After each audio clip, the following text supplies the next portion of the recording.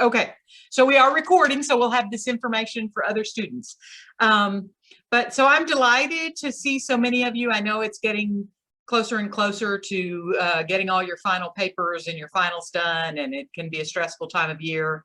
And Dr. Morris, we had snow this morning in Kentucky, so that's thrown us all for a loop because it's not, I mean, it's not impossible, obviously, to have snow in April in Kentucky, but it's not what we are typically used to. So that was a bit of a surprise this morning.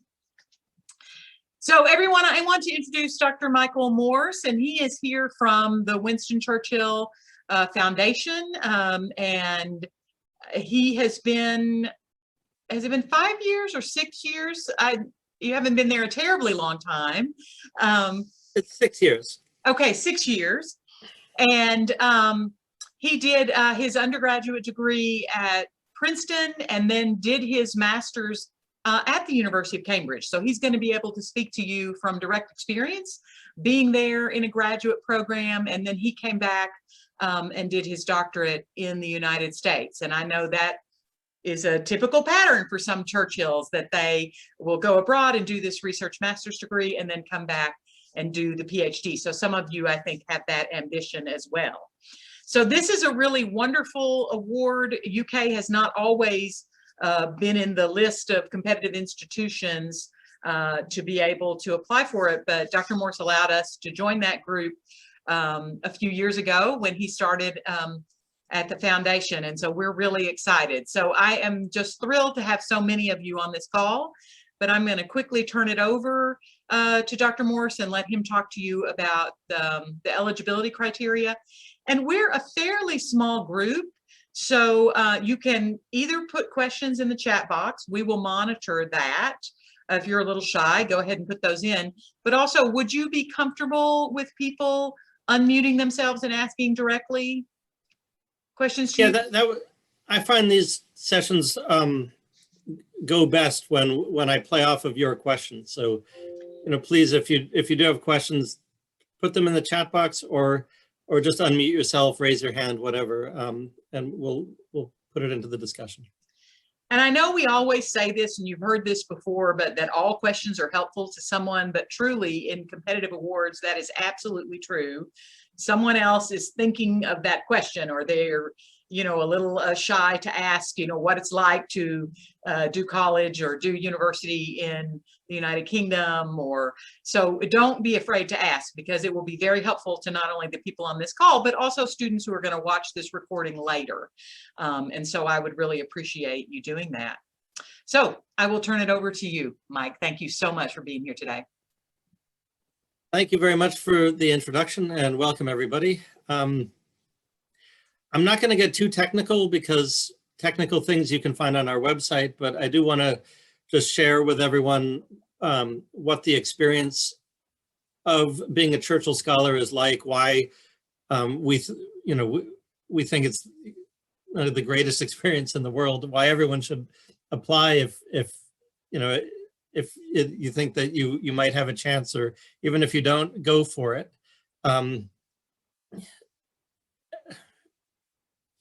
So I'll just launch in then. So what it is a one-year master's degree at the University of Cambridge at Churchill College. And you can see a little bit of Churchill College behind me. This is what happens when you arrive, and there's a family of ducks there. It's in STEM field: science, mathematics, and engineering. And I think the biggest thing to say about this experience is that most of our Churchill Scholars say this was the best year of their lives. If you remember nothing else today, that's the main thing. And actually, I feel like if we could start over again with higher education and redesign it, we would put something like this in, because your undergraduate years can be something of a treadmill, that you're taking all these courses, you get in research when you can. Many of our students go on to a PhD or an MD PhD, or even an MD. Some go into industry, but one way or the other, you're back on another treadmill. You're taking courses, you're trying to pick a research topic that, you want to make sure that it's a worthwhile PhD for you, because, the rest of your life, people still ask me, what did you do your PhD on? It almost defines you as your career gets going. Whereas what this is, it just takes a year out of that. It's a year, and there's really nothing like this anywhere in the US or anywhere else that I've been able to find, where you can do a 1-year master's with nothing but research. You literally join a lab. You don't have to take classes. There's no exams. You write up your research as a dissertation, and at the end of the year they examine it, and that's it. Most of our students end up with a handful of publications from that. And it's funny the biggest reason I hear of people not applying is that they have professors telling them, oh, don't take a year off. You'll fall behind. You just want to get going with your PhD. It's just like such bad advice because of what I said before. This is the best year of your life. Why on earth would you not want to have the best year of your life, or what everyone that goes through the program says? But what they also say is that it's the most important year for their intellectual development. It's the year that they figured out what it is that they want to do, what it is that they see as feasible. Almost all of our students will change slightly the direction of their graduate studies afterwards. Some change universities, some change departments, some simply change focus within what they were going to do, because to have a year of really diving into research like that with no other distractions, it gives you that chance to reset, to figure out what works for you, what works generally. And also Cambridge is the perfect place for this. So the labs there are famously non-hierarchical, that you go in and you are treated as a valued member of the team rather than as the lowly master's student who's just there for 1 year. And Cambridge labs are really excited and grateful to have a Churchill Scholar, because they know the quality of Churchill Scholars, but also, you're free labor for a year. We pay for it. They don't have to worry about finding funding for you. So and I'll tell you a little story about that. So a few years ago we had, I could tell 16 stories a year, but the one that really stuck to my mind, we had someone in cancer research, and I visited her lab, and she's showing me around the building, and she's, it's this state-of-the-art, almost brand new building, and she's showing me all the equipment they have, and they say, you name it, any piece of equipment in cancer research they've got there. And they don't just have it, but it's available, that she can actually use it if she wants. And I'm just blown away, that's the state of the art. You won't find better cancer research institute anywhere in the world. And then we go into her lab and I meet her PI. And the first thing her PI says is, we're so excited to have Jill on the team because we didn't have a T-cell specialist. So that's a Churchill Scholar. She was considered their T-cell specialist fresh out of college. And that's really typical of the way in Cambridge they view the master's students. So it's a kind of liberating experience that you can choose your own research project and be a team member like that. A question that I get a lot is how hard is the work there?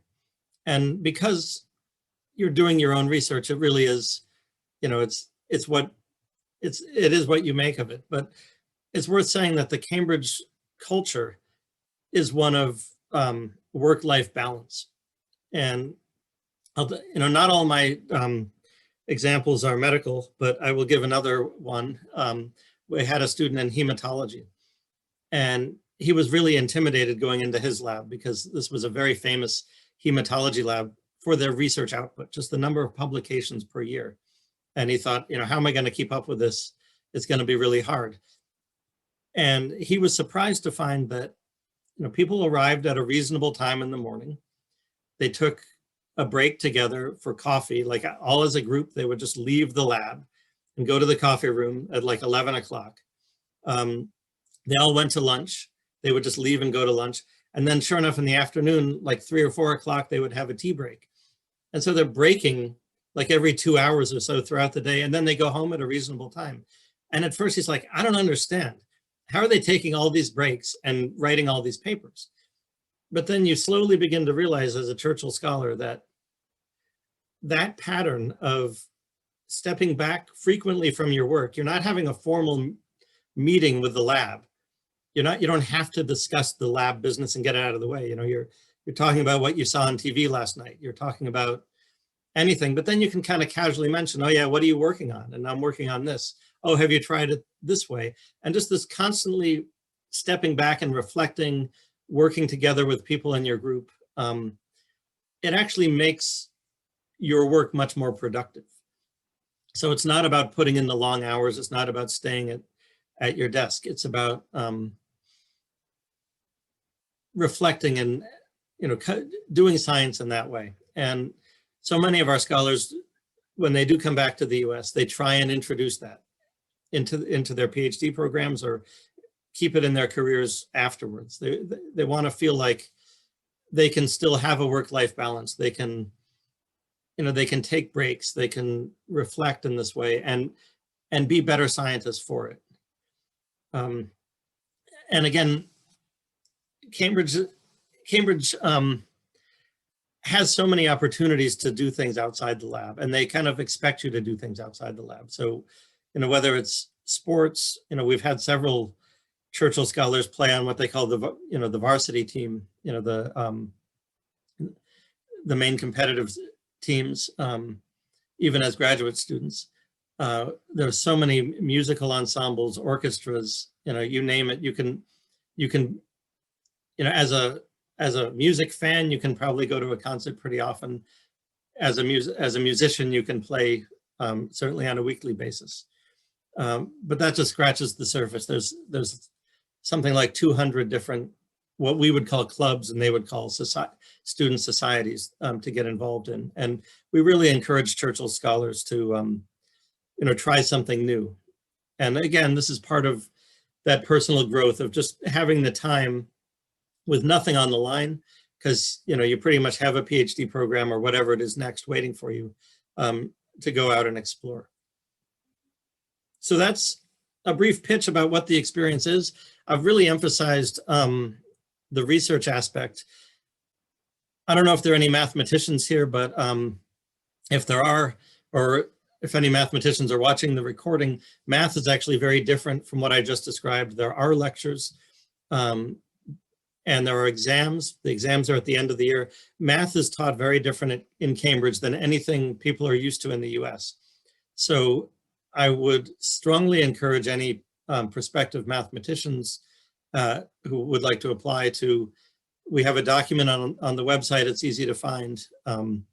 Basically, before you apply, read this so that you know what you're getting into.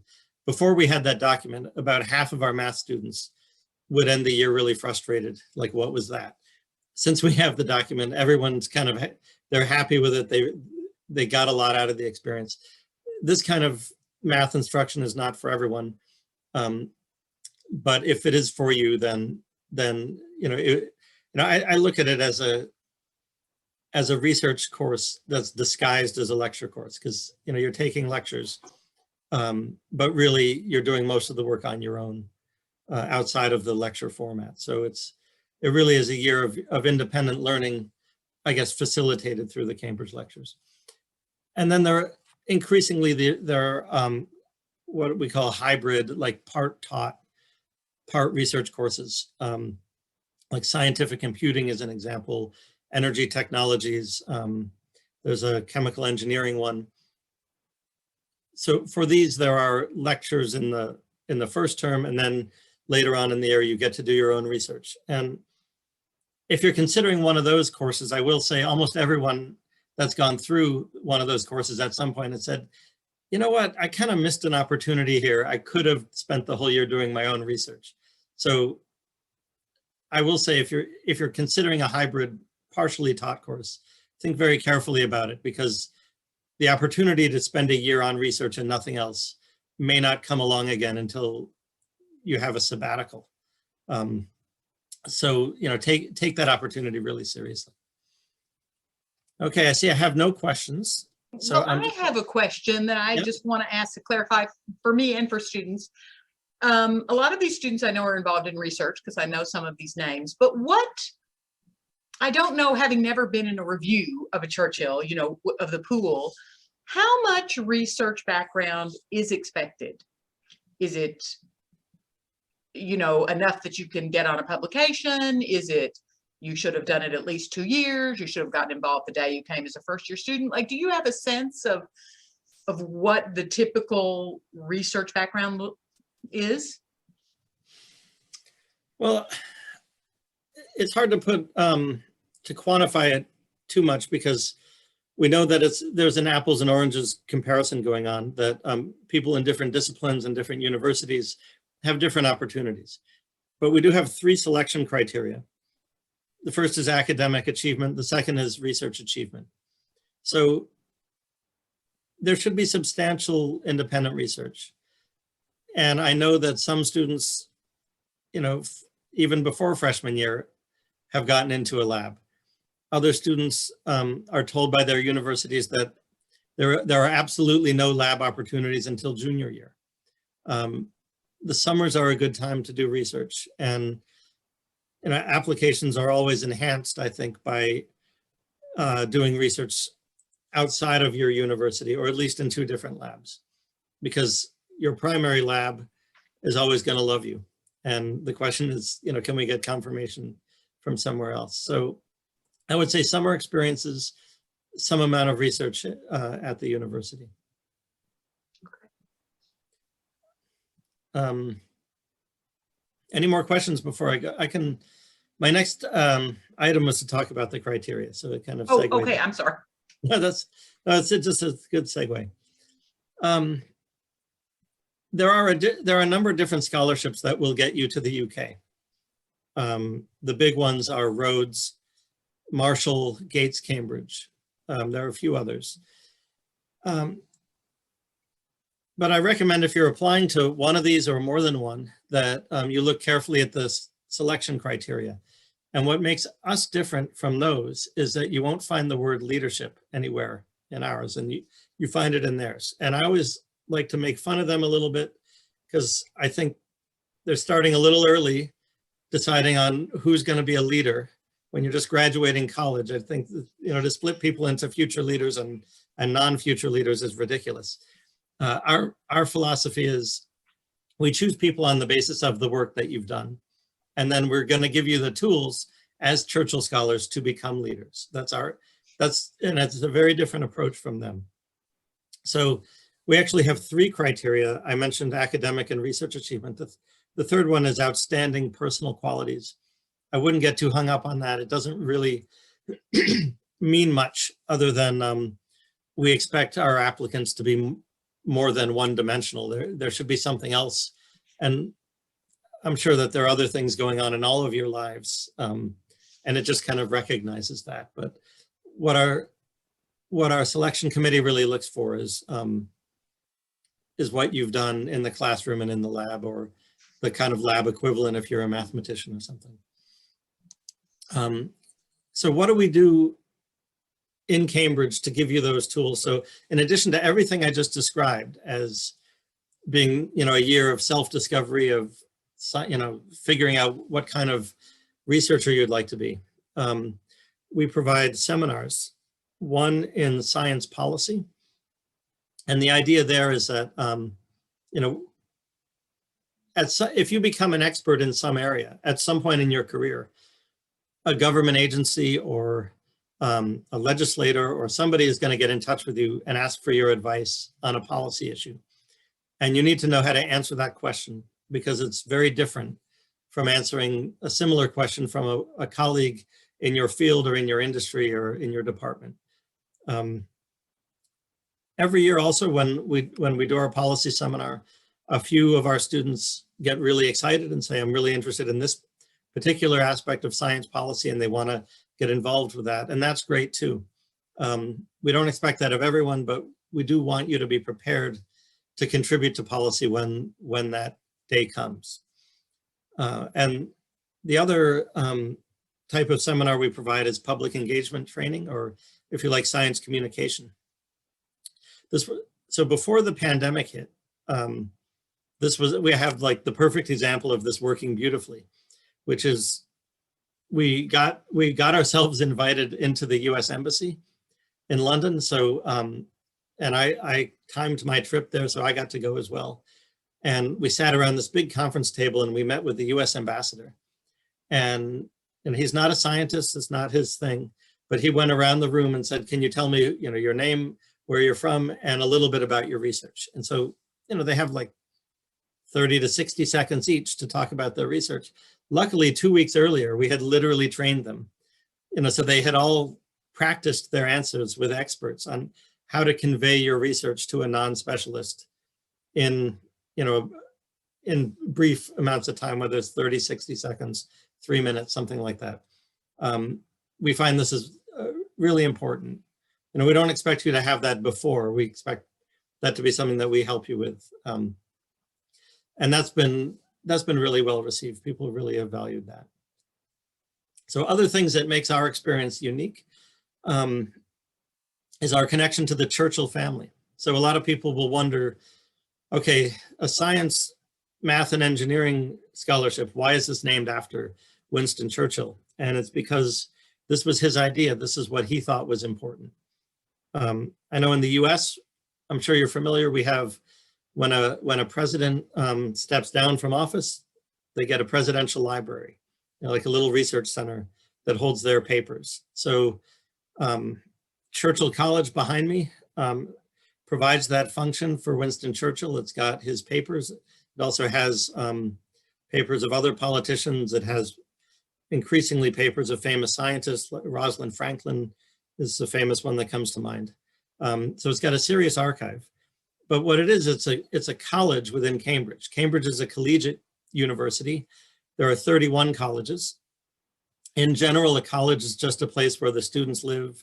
There are faculty associated with the college. So for the undergrads, they'll actually have a tutor that they meet with regularly in the college. For the graduate students and for the Churchill scholars, there is no particular academic connection to the college. It's just that that's where other scientists, mathematicians, and engineers also live and work. And so it's, this was Winston Churchill's vision, that he saw how important science and technology was winning the war. Even during the war, he was talking about after the war, this is going to be the key to the future. And he actually wanted there to be a whole research university patterned after MIT. They didn't have the money for that, but eventually late in his life, they did come up with the money for a new Cambridge college. So that's what this is. We're now, I think, on the 6th generation of Churchills that are involved with the foundation in some way or another, which is really nice. And so every year we bring the Churchill scholars into the Churchill Museum in London, and the Cabinet War Rooms. It's where Churchill was during the war. And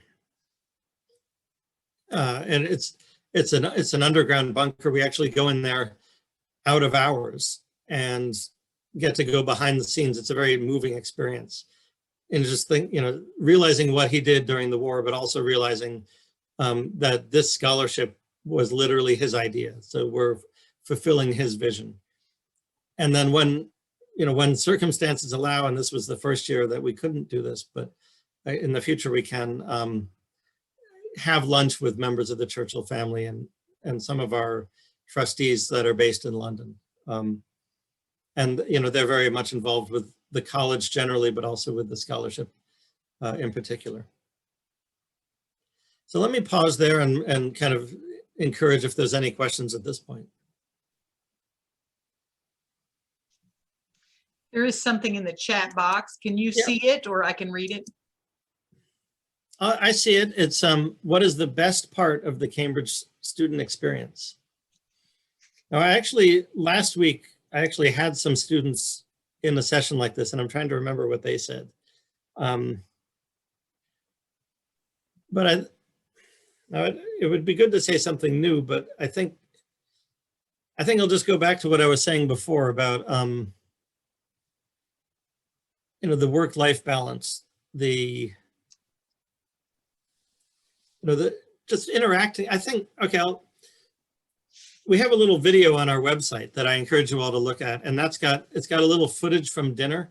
And you might think eating dinner is a ridiculous thing to get really excited about, but part of the benefit of being in a college is that you're surrounded by all these incredibly smart people from all over the world.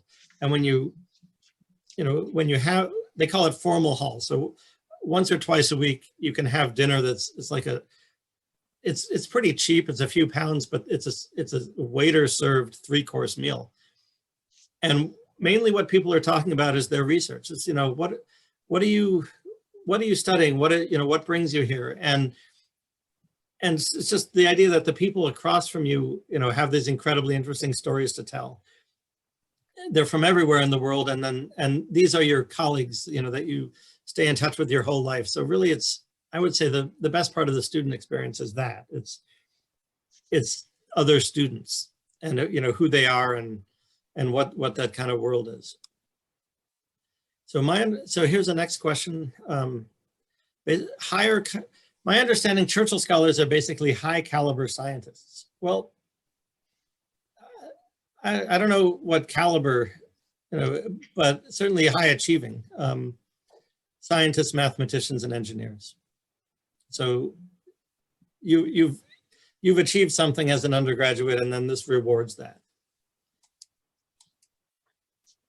One of the things you mentioned earlier, you talk about people having PhD programs waiting for them. And so do you suggest to students, as I would often do with students that are applying for these kind of major awards, is that they apply for their award, but that they also then apply for the PhD program or the next stage of their life concurrently, so that if the Churchill wouldn't come through or the other opportunity, they could go on. So in your experience, have any Churchill scholars had any trouble deferring their PhD acceptances?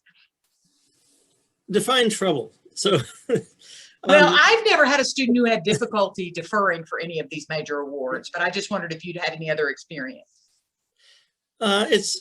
It's interesting. Normally, you don't want to put all your eggs in one basket. So I will say most Churchill scholars do apply for the next step, whether it's PhD or MD or what have you, concurrently to applying for this.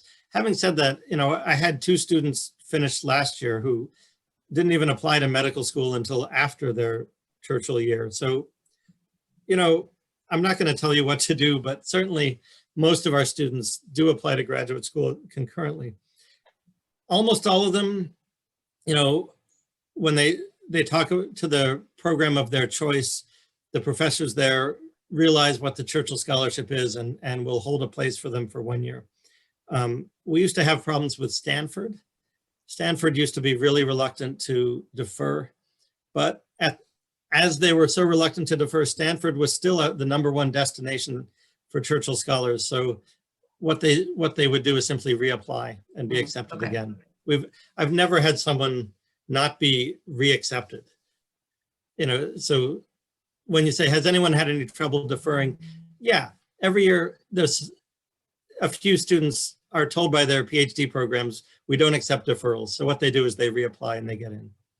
But, I think of a few cases where that really crystallized in someone's mind where they wanted to go. So like I had a student deciding between Berkeley and Stanford. Stanford wouldn't defer, but Berkeley did. And she was like, you know what? I was kind of leaning towards Berkeley. And if they want me and I want them, then I'm just going to forget about Stanford. So the other thing to consider. You have a lot of MD students then applying. I thought that this was students who were more interested in research careers. So the MD, PhD, I understand. Do they decide later that they just want to do the MD?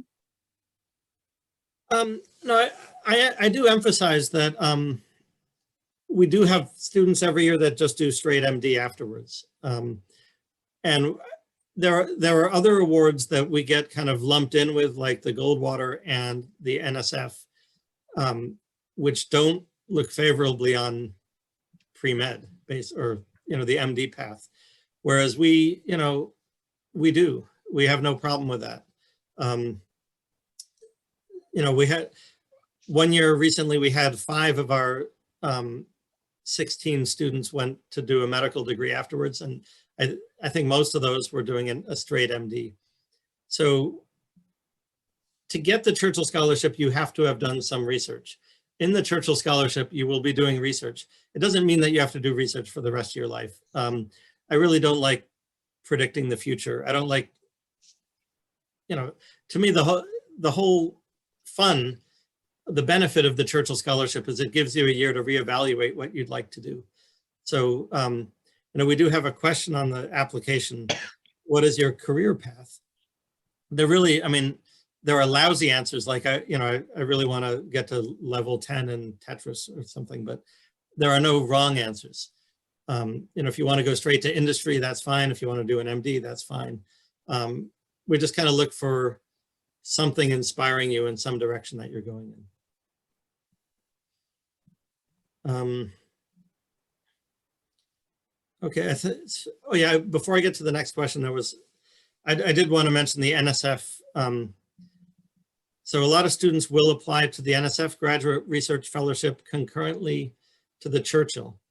And what they have done, and assuming they don't change their policies, what you do if you win the NSF is that's for 3 years of funding, but you have a 5-year period in which to do it. So the Churchill becomes one of your 2 reserve years. Yeah.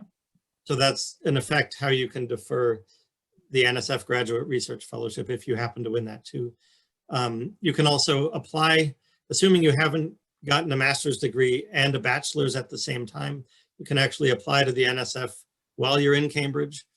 And we had a student last year discover a loophole that he actually applied to the NSF Graduate Research Fellowship after finishing with Cambridge because he simply didn't accept his master's degree yet, because you can't apply once you've taken a master's degree. So even though he finished the master's program, he, quote, didn't take the degree yet. So it turns out that loophole works.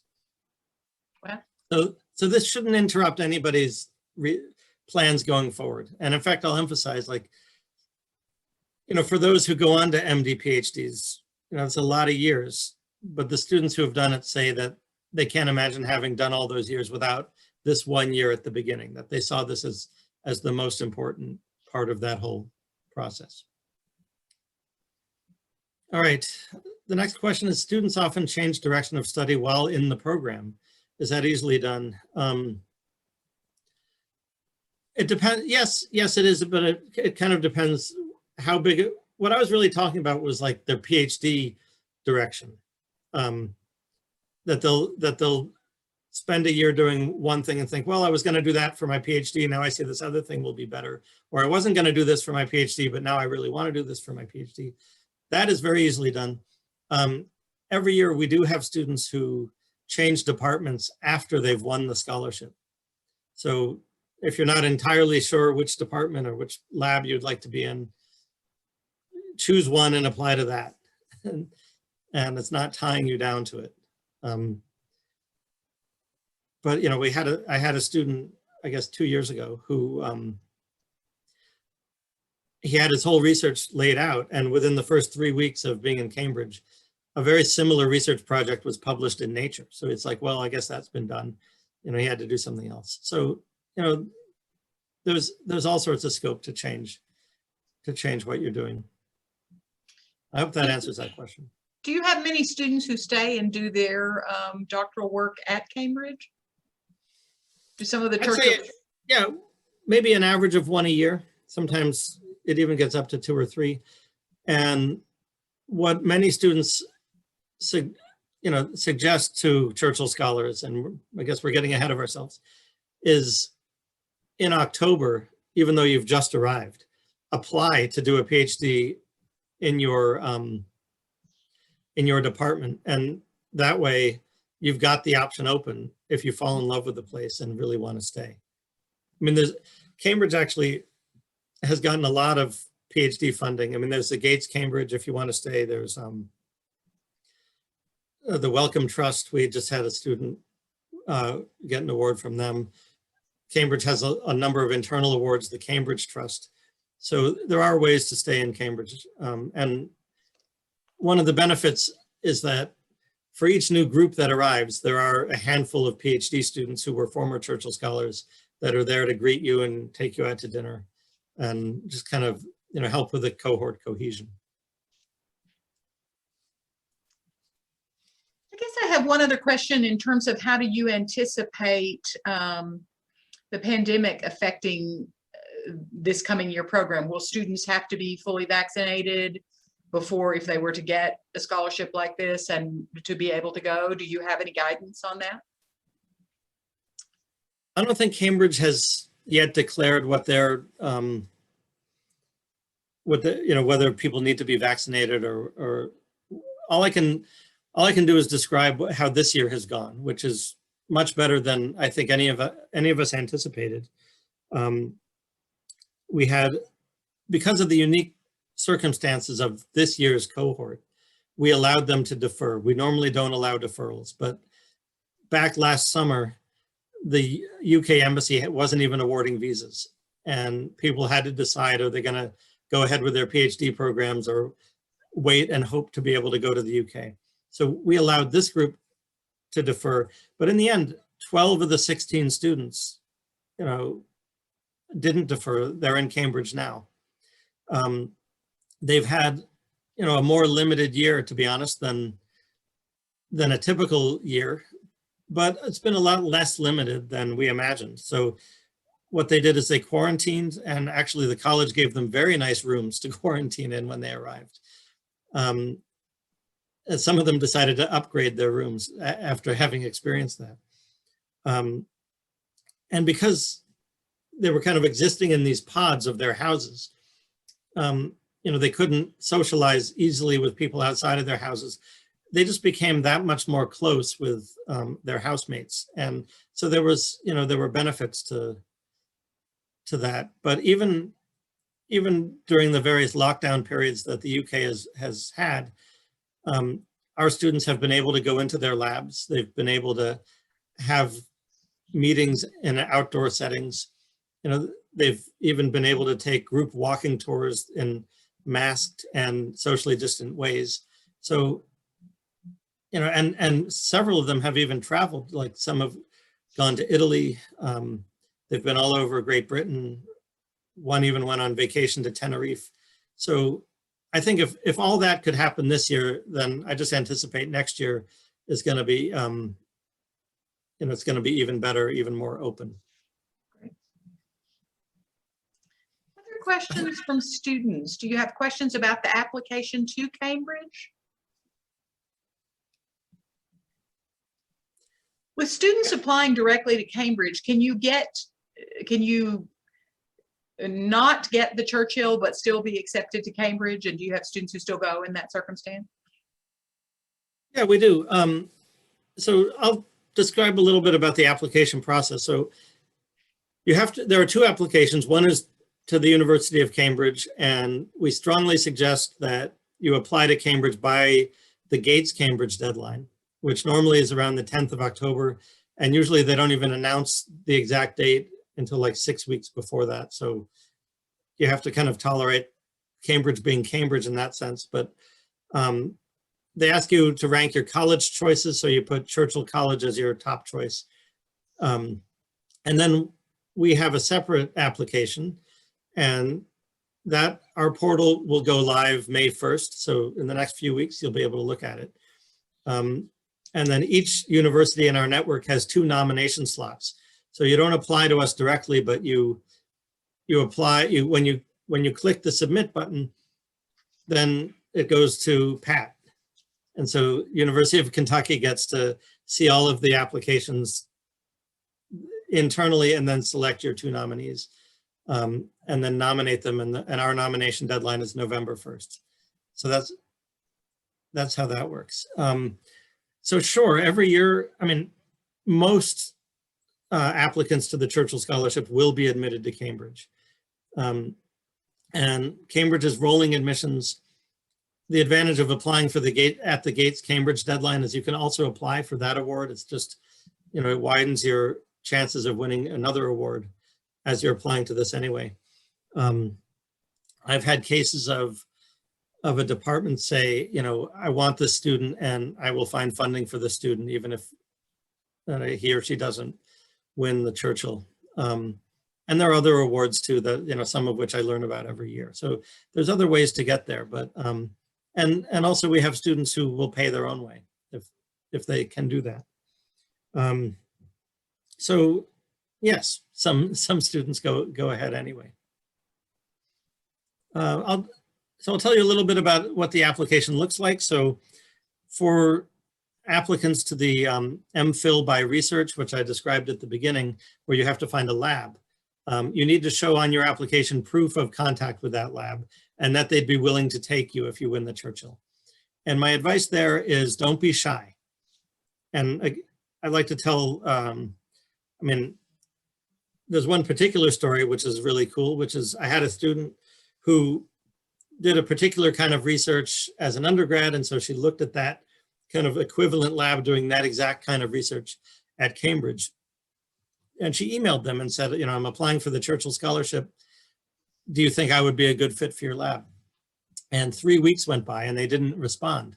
So rather than write again, she thought, well, maybe I'll find another lab. And she just looked around. She found a lab that looked interesting, even though it wasn't something she had done before.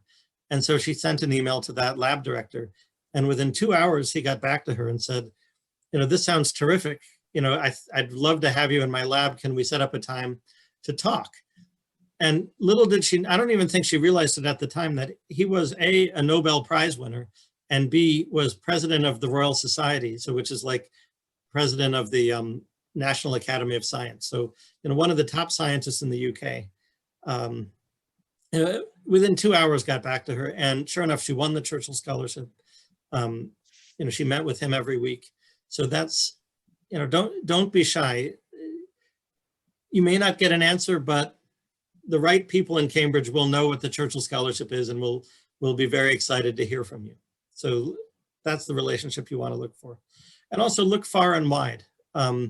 Look in more than one department, because you just don't know, you know, what goes on in different departments. Like, for example, the Cambridge Chemistry Department. Almost every year we have 2 or 3 students in that, not because we have a lot of chemistry applications, but because almost anybody can find a lab in chemistry. As long as there are molecules at some point or another in any research you do, whether you're doing you know, theoretical physics or drug discovery or something, you know, there may be room for you in chemistry. But that's, you know, that's just one example. You know, you're gonna find labs that you could fit into across the university. And one of the rewarding parts of applying to be a Churchill Scholar is exactly that.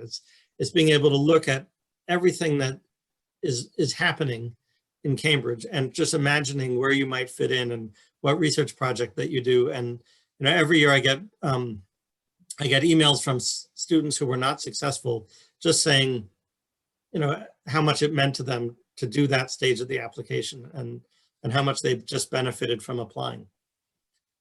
So that's that. There are 2 short essays. One is a personal statement, 2 pages. And as you're writing that, just remember this is not an essay competition. This is science, math, and engineering competition. So be sure to write about what you've done in your area. And the other is a 1-page kind of proposed statement of research saying what it is that you want to do in Cambridge.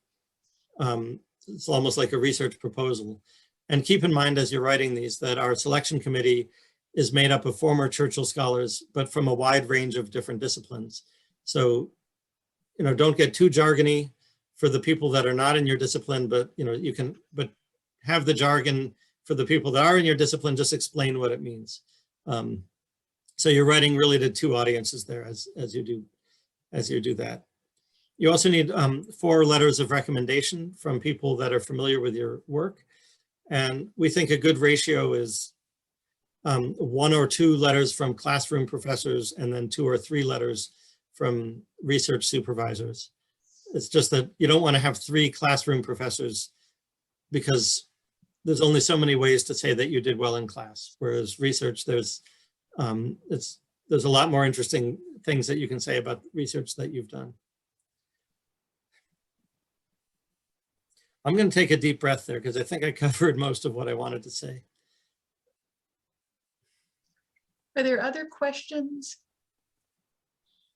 I would just say to some of the students that are with us or who are watching this later, it would be good to reach out to me fairly soon so that we could talk about your plans. This is an award where students are doing their prep work primarily over the summer and in the early fall, but you don't want to just wait until you come back for the fall of your senior year, because you know how fast the senior year, when you start, it goes very quickly and you have a lot of competing priorities. So being able to work on this and make substantial progress will make you more comfortable and able to put forth your most competitive application for this kind of award.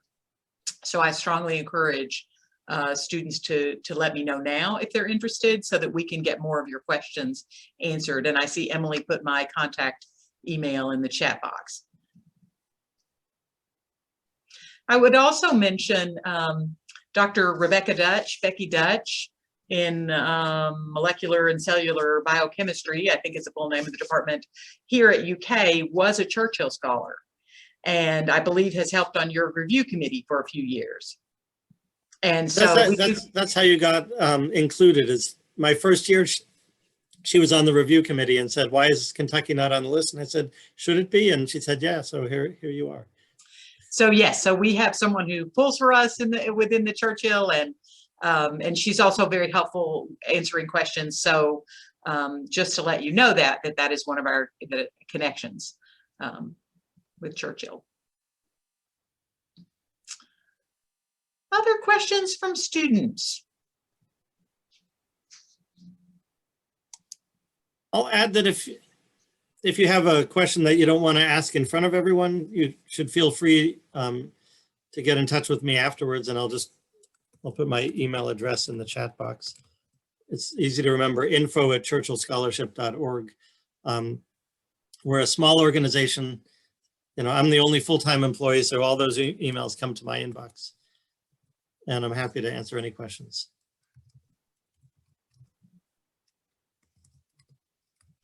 And you're located in the US, I know, but it sounds like you get to see a lot of the students meet the Churchill. So you're back and forth frequently during a regular year? During a regular year, so the foundation is based in New York. So I'm just outside of New York City here. I generally go every fall to meet the new students, bring them to the Churchill war rooms, which I described earlier, and then every spring, and that's when I visit them in their labs, and we have a nice dinner together. Cambridge is much nicer in the spring. It's really far north, so it's up at like the level of Nova Scotia, and it becomes a little bit, if you're not from the north, it's a little bit disturbing in the winter when the sun sets at 2:30 or 3 o'clock. But then as the spring, when the sun sets later and later and later into the summer, when it sets at like 9:30 p.m. and you have this whole life after dinner, that's the best time to go to Cambridge. So I'll go then as well.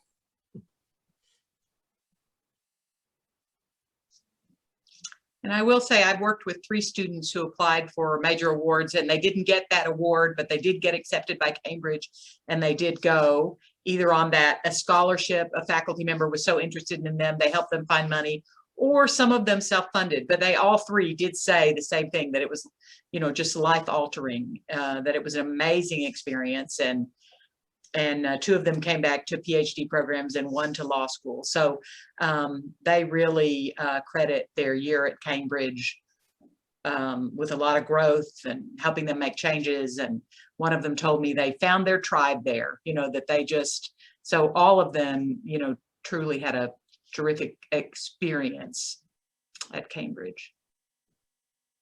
And it's a big step that you've come to this meeting. It's great to see all of you here, but also don't be shy. I mean, I've said a few things that might be scary. Oh my gosh, do I have enough research? Don't be shy about applying. You'll see in the newsletters on our website that we do bios of all the students. And when we circulate those bios to the new cohort, they all look at it and they say, I can't believe that I'm on a list with these other amazing people. So it's kind of natural to be shy and say, I don't know if I'm competitive for this, because the people who win say that as well. So go for it and let us, first of all, let Kentucky decide who they're going to nominate, and then let us decide who we're going to select, and don't opt yourself out of it. And I know that a number of you in this group are getting really first-rate research preparations and that you've been working very hard. So I do hope you'll put yourself forward. I'd like to see you try this. Thank you so much, Dr. Morse. This is really helpful.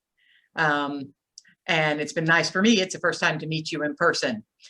So if there's not any last questions, is there something in the chat box, or was that your email? That was just my email address. So you can check that. I can send it out later, but if there's not any last questions, I will let you go. But thank you all very much, and thank you. This was really helpful information. It was really nice to have it from you, with Cambridge being your background, with Churchill College being your background there. Thank you very much for inviting me, and I look forward to seeing applications. Thank you. Good night, everyone.